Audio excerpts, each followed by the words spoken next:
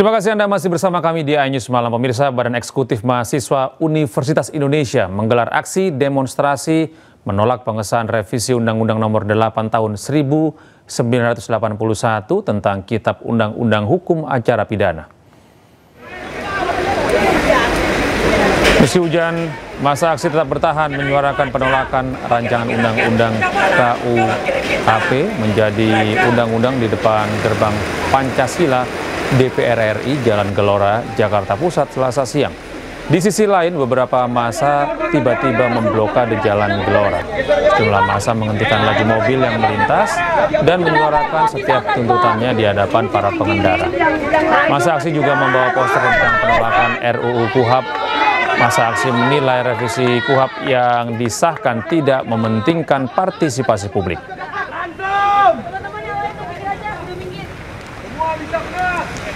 Ya pemirsa, hari ini DPR resmi mensahkan Kitab Undang-Undang Hukum Acara Pidana.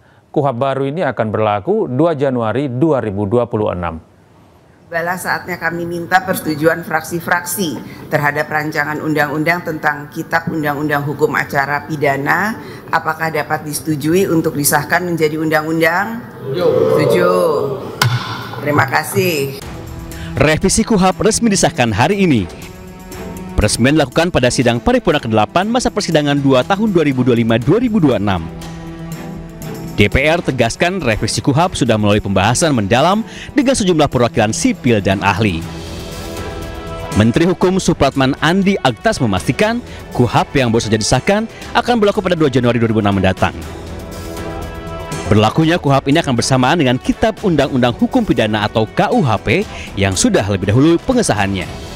Yang jelas bahwa dengan berlakunya KUHP kita di tahun 2026, 2 Januari yang akan datang, sekarang KUHP-nya juga sudah siap. Jadi otomatis dua hal ini, hukum material dan formilnya itu dua-duanya sudah siap. Sementara itu Komisi 3 DPR RI klarifikasi atas informasi yang beredar terkait KUHP yang baru. Mereka menekankan bahwa saat ini banyak korban dari KUHP lama, salah satunya kasus yang melibatkan Roy Suryo terkait ijazah Presiden ke-7 RI Joko Widodo. Semua fraksi menyadari bahwa penyadapan itu harus diatur secara hati-hati dan harus dilakukan dengan izin pengadilan. Pertama, penangkapan itu harus dilakukan setelah adanya penetapan tersangka. Penetapan tersangka itu tentu mensyaratkan dua alat bukti, ya. Lalu penahanan itu ya syaratnya ini jauh lebih berat, ya, jauh lebih objektif dibandingkan dengan apa yang diatur di KUHP Orde Baru. Sekarang ini banyak sekali orang menjadi korban KUHP Orde Baru. Lihat misalnya rombongannya kelompoknya Roy Suryo dan segala macam, itu kan korban KUHP Orde Baru. Kenapa? Ya, kalau menurut standar KUHP baru, Roy Suryo CS ini penanganan kasusnya bisa dengan restoratif justice. DPR menyebut Kitab Undang-Undang Hukum Acara Pidana yang baru ini lebih berpihak kepada rakyat dan menghadirkan keadilan yang lebih manusiawi. Dari Jakarta, tim liputan iNews melaporkan. Ya pemirsa, terdapat beberapa perbedaan antara KUHP lama dengan KUHP yang baru saja disahkan pada hari ini. Di antaranya adalah terkait aturan pemeriksaan dalam KUHP lama, pemeriksaan tersangka oleh penyidik tanpa ada kamera pengawas. Sementara dalam KUHP baru, pemeriksaan terhadap tersangka wajib direkam dengan kamera pengawas. Rekaman tersebut tidak hanya digunakan dalam penyidikan namun juga untuk pembelaan tersangka dan terdakwa di persidangan.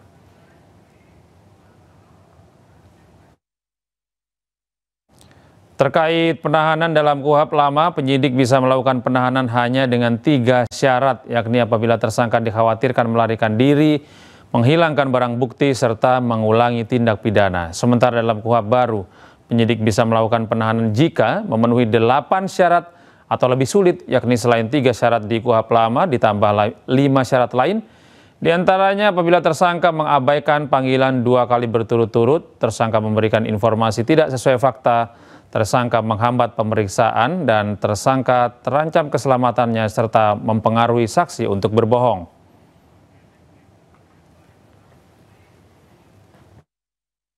Kita beralih ke informasi lain, pemirsa. Tak terima koleganya jadi tersangka korupsi kredit macet, 1,6 triliun rupiah diambil gambar seorang pria nyaris baku hantam dengan wartawan.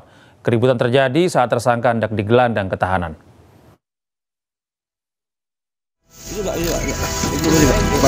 Ini urusan jaksa, bukan urusan kamu kalau masalah lampu ini. Ketegangan mewarnai proses penahanan tersangka kasus korupsi kredit macet PT Buana Sriwijaya Sejahtera dan PT Sri Anda Lestari bernama Wilson. Ini mobil tanam, bukan mobil kalian. Lah emang mobil Bapak apa? Itu mobil tanam. Emang mobil apa? Beberapa orang yang diduga kolega tersangka terlibat adu mulut dengan awak media yang tengah melakukan peliputan. Keributan terjadi saat Jaksa Kejaksaan Tinggi Sumatera Selatan menggiring Wilson menuju mobil tahanan usai menjalani pemeriksaan. Suasana semakin memanas setelah salah seorang dari kolega tersangka diduga melontarkan ancaman terhadap pewarta. Beruntung kericuan cepat dilerai petugas keamanan Kejati Sumsel. Sudah, kamu di kantor kami, kamu nih. Ini kantor. Sini, sudah. Anda ke Polres. Orang mobil mau jalan. Udah masalah di mobil kamu ini kantor ini. Ambil ayo. Polres, mudah ini. Udah masalah mana mobil kamu? Mobil kamu di mana? Kita bikin apa? Sebelumnya, Kejaksaan Tinggi Sumatera Selatan menyatakan bahwa tersangka Wilson memiliki peran penting dalam skandal kredit macet yang mengakibatkan kerugian negara mencapai 1,6 triliun rupiah. Dari Palembang, Sumatera Selatan, Guntur, iNews melaporkan. Dilanda hujan lebih dari 3 jam, terowongan Halim di Jalan Raya DI Panjaitan, Jakarta Timur banjir. Ketinggian air mencapai 60 cm mengakibatkan kemacetan. Para pengemudi roda 4 dan roda 2 yang melintas jalan tersebut harus mengurangi kecepatan. Sementara pengendara roda 2 yang nekat menerobos banjir harus mengalami mati mesin. Banjir juga merendam ruas jalan raya Duri Kosambi, Cengkareng, Jakarta Barat. Tidak hanya membuat angkutan umum mogok, air setinggi 30 cm ini menyebabkan sejumlah pengendara sepeda motor yang takut mogok terpaksa menggunakan trotoar.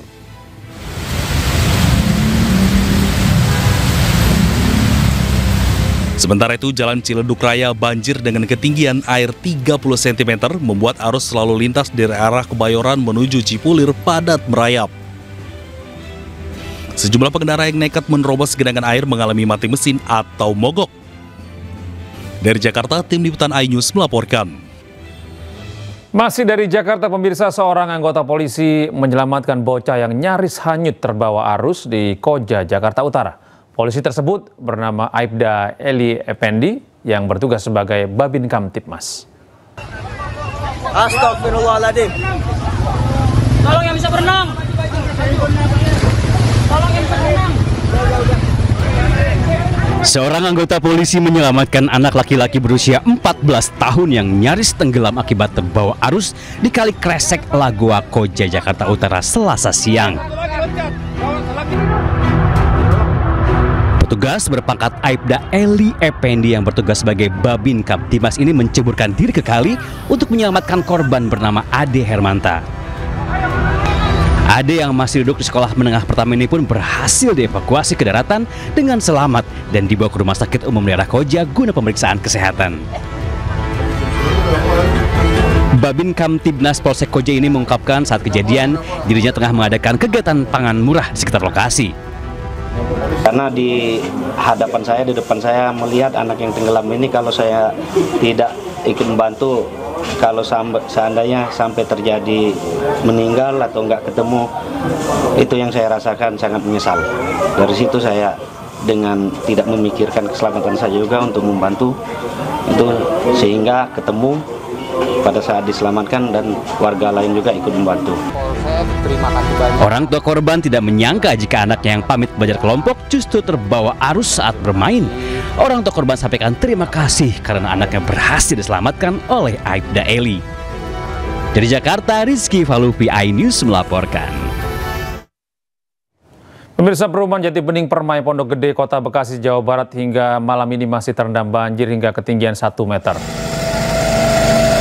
3 perahu dari BPBD Kota Bekasi disiagakan untuk mengevakuasi warga dari dalam perumahan Jati Bening Permai, Pondok Gede, Kota Bekasi pada Selasa malam. Warga yang pulang bekerja dan akan masuk ke dalam perumahan harus menumpang perahu untuk masuk perumahan. Banjir di Perum Jati Bening Permai diakibatkan oleh meluapnya kali di sekitar komplek.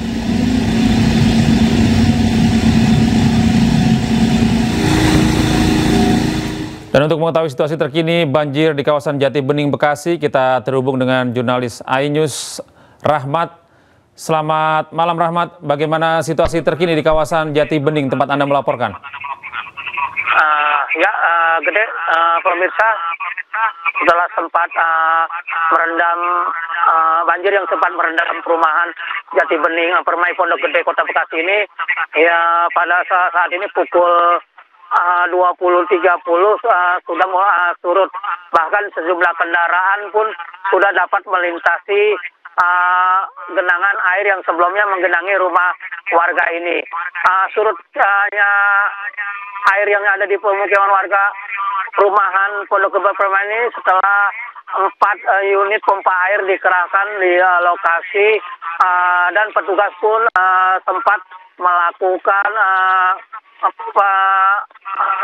penjempitan di aliran kali Cakung ini. Demikian, Gede. Iya, baik. Terima kasih, Rahmat. Kami berharap situasi di kawasan Jati Bening segera surut sehingga warga dapat beraktivitas dengan normal. Selamat bertugas kembali, Rahmat. Balik ke informasi berikutnya, pemirsa. Majelis Sidang Komisi Informasi Pusat geram karena dokumen yang diserahkan oleh UGM dalam keadaan disamarkan. UGM beralasan informasi dalam berita acara itu disamarkan karena terdapat nilai Joko Widodo. Transkrip nilai kan mau membuktikan, benar nggak si Ani? Majelis Sidang Komisi Informasi Pusat dibuat geram dengan sikap dari perwakilan UGM. Ketua Majelis Sidang Rospita Vicky Pauline geram lantaran dokumen yang diserahkan UGM dalam keadaan disamarkan isinya.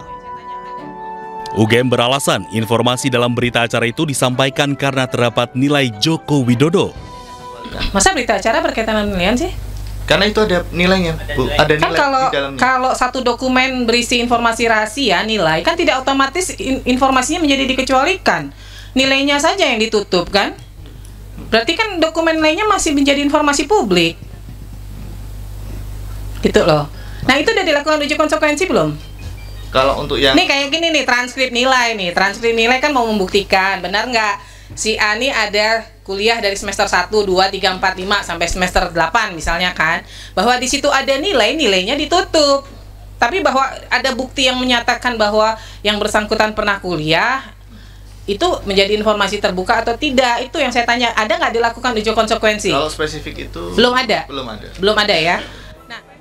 Sidang sengketa informasi ijazah Jokowi ini digelar di Jakarta. Sidang dihadiri koalisi bongkar ijazah Jokowi sebagai pemohon dan termohon dari UGM, KPU, dan Polda Metro Jaya. Sementara itu dalam sidang sengketa informasi di Komisi Informasi Pusat, KPU Solo dicecar soal pemusnahan arsip salinan ijazah Joko Widodo yang baru 1 tahun.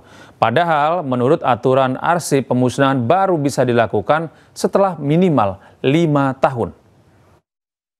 Emang masa retensi penyimpanan arsipnya berapa lama? Kalau buku agenda sesuai dengan PKPU 17 tahun 2023 itu 1 tahun aktif, 2 tahun inaktif. Sebentar. 1 tahun penyimpanan arsip 1 tahun? Yakin? Beda-beda. Ya, buku agenda kan agenda kan harusnya mengacu ke undang-undang kearsipan ya, itu minimal 5 tahun loh. Minimal. Masa sih 1 tahun arsip dimusnahkan? Pengunjung harap tenang ya. Dari PKPU ya Ibu ya. PKPU-nya KPU RI. Yang mestinya merujuk pada JRA. PKPU nomor berapa coba yang menyatakan dimusnahkan? Tahun 2023. Jadi ada arsip yang bersifat musnah dan tetap. Nah, ini termasuk agenda surat itu termasuk yang musnah. Kemudian ya, ini PKPU-nya tahun 2023 loh. Ini baru tahun 2000, ini baru berlakunya 2023 nih. Wakapolri Komjen Pol Dedi Prasetyo mengakui Sentra Pelayanan Kepolisian Terpadu atau SPKT lambat merespon laporan masyarakat, sehingga masyarakat lebih memilih membuat laporan kepada pemadam kebakaran. Hal yang paling pokok fundamental wajah kepolisian ini sangat dipengaruhi oleh pelayanan publik. Apabila pelayanan publik kami baik, karena 62% permasalahan kami ada di tingkat Polsek, Polres, dan Polda, kalau ini bisa kita selesaikan, maka 62% permasalahan polisi bisa kami selesaikan. Di bidang SPKT dan laporan masyarakat, lambatnya quick response time standar PBB itu di bawah 10 menit, kami masih di atas 10 menit. Ini juga harus kami perbaiki. Kemudian optimalisasi pelayanan publik berbasis digital adalah 110. Ya, saat ini masyarakat lebih mudah melaporkan segala sesuatu ke Damkar, karena Damkar quick response cepat. Dengan perubahan optimalisasi 110, harapan kami setiap pengaduan masyarakat bisa direspon di bawah 10 menit. Kami laporkan terkait masalah perubahan paradigma penanganan unjuk rasa, Irwasum sudah menurunkan tim di 12 Polda untuk melihat bagaimana sih potret penanganan unjuk rasa di 12 Polda pasca kejadian kemarin. Banyak kurang-kurangan yang harus kami perbaiki. Kami sangat menyadari perubahan-perubahan ini harus kami. Terima kasih Anda masih bersama kami di iNews Malam. Pemirsa, Presiden Prabowo Subianto bertemu dengan pendiri Bloomberg LP, Michael Bloomberg, di Istana Merdeka, Jakarta. Keduanya membahas jumlah kerjasama Bloomberg dengan Danantara. CEO BPI Danantara Rosan Ruslani mengatakan pertemuan membahas banyak hal termasuk potensi kerjasama yang akan dilakukan bersama Danantara. Rosan menyebut pertemuan ini sebagai tindak lanjut kunjungan Presiden Prabowo yang sebelumnya telah menemui Michael di New York beberapa waktu yang lalu. Namun Rosan tidak menjelaskan detail apa saja potensi kerjasama yang akan dilakukan keduanya. Pembahasannya ada beberapa hal, ya berapa termasuk inputan-inputan bagaimana terutama berbicara mengenai peningkatan sumber daya manusia kita Indonesia, itu masukan dari segi pendidikan dan kemudian membicarakan juga dari segi kesehatan agar dia mencontohkan waktu dia jadi mayor wali kota di New York, kemudian dia juga sempat running untuk presiden itu untuk sigaret atau rokok itu dia memperlakukan di restoran itu tidak boleh gitu karena kesehatan dan yang lain-lain itu. Jadi sebenarnya ada beberapa hal ini kita sambil makan siang tadi bicaranya, dan juga bagaimana kerjasamanya dengan Bloomberg juga dengan Danantara yang kebetulan ini baru akan didiskusikan gitu, dan bagaimana juga kerjasama antara nanti dana trust fundnya mereka dengan Danantara Trust Fund juga di bidang edukasi dan kesehatan. Beralih ke informasi lain, pemirsa, 26 orang masih hilang akibat bencana tanah longsor di Banjarnegara, Jawa Tengah. Sementara 8 korban luka hingga kini masih dirawat intensif karena patah tulang akibat tertimpa bangunan rumah.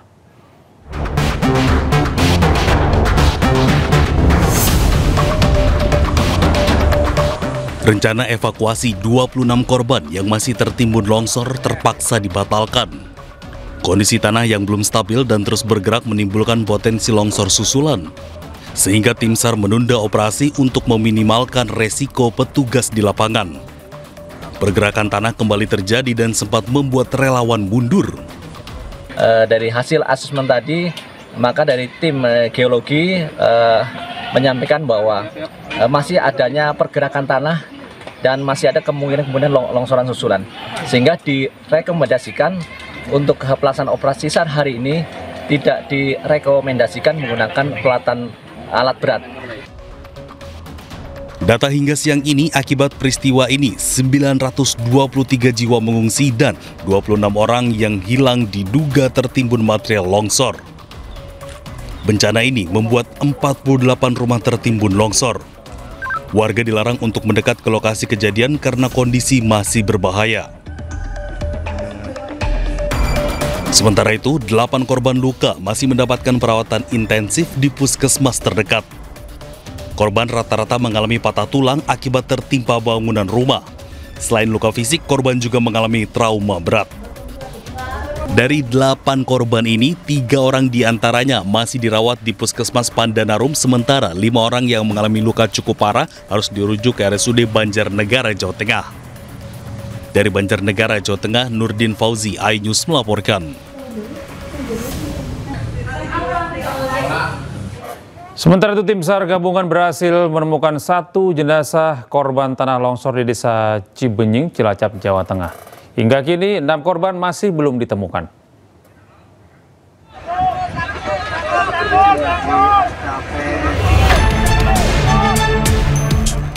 Selasa sore, tim SAR gabungan berhasil menemukan 2 jenazah korban tanah longsor di Desa Cibenying, Cilacap, Jawa Tengah. Korban ditemukan di area B2. Petugas cukup kesulitan mengevakuasi korban akibat kondisi korban yang sudah tertimbun selama 6 hari. Korban langsung dievakuasi ke RSUD Majenang. Belum diketahui identitas korban. Pada pencarian hari ke-6, tim SAR gabungan mulai menyisir di area worksheet A1, B1, dan B2. Pencarian dilakukan dengan menggunakan drone, penyisiran anjing pelacak hingga secara manual. Selain itu, puluhan alat berat juga diterjunkan untuk melakukan pencarian. Sementara itu, Menteri PUPR Dodi Hanggodo telah meninjau lokasi longsor secara langsung. Ia mengatakan terdapat cekungan alam yang bisa melongsorkan tanah apabila curah hujan tinggi. Ke depan setelah proses Sarnas selesai, tugas kita semua adalah meyakinkan bahwa cekungan itu senantiasa kering. Mungkin tidak bisa kering 100%, mungkin keringnya 80%, 90%. Sehingga tidak menimbulkan masalah baru manakala ada hujan deras. Karena bagaimanapun di bawah itu kan masih banyak perumahan tuh. Itu yang wajib kita jaga sama-sama agar kejadian ini tidak terulang lagi. Apakah di sini atau di tempat lain. Jadi saya sudah janjian sama Pak BNPB tadi, kita coba petakan potensi masalah di beberapa tempat lainnya. Dengan ditemukannya 1 jenazah, maka korban yang belum ditemukan berjumlah 6 orang, sedangkan 17 jenazah berhasil ditemukan dalam keadaan meninggal dunia. Dari Cilacap, Jawa Tengah, Heru Susanto, iNews melaporkan. Beralih ke informasi mancanegara, pemirsa, gunung berapi paling aktif di Jepang, Sakurajima, kembali erupsi. Gumpalan asap dan abu vulkanik pekat membumbung tinggi hingga ketinggian 4,4 km.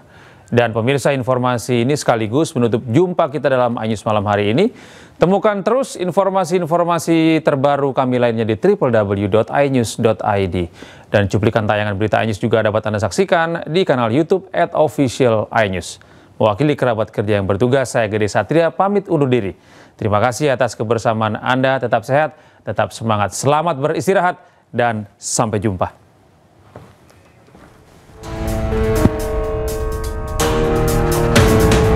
Gumpalan asap dan abu vulkanik mencapai ketinggian 4,4 km dalam letusan terbaru gunung berapi Sakurajima di Pulau Kyushu, Jepang Barat Daya.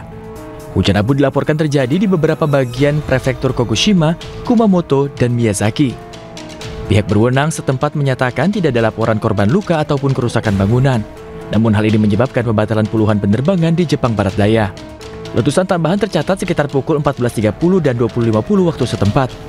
Gunung ini merupakan salah satu gunung berapi paling aktif di Jepang dengan letusan yang sering terjadi pada tahun 2019 lalu. Dilaporkan abu vulkanik telah bergerak ke timur laut setelah letusan terakhir. Tingkat kewaspadaan tetap berada di level 3 dari 5 yang membatasi akses ke gunung.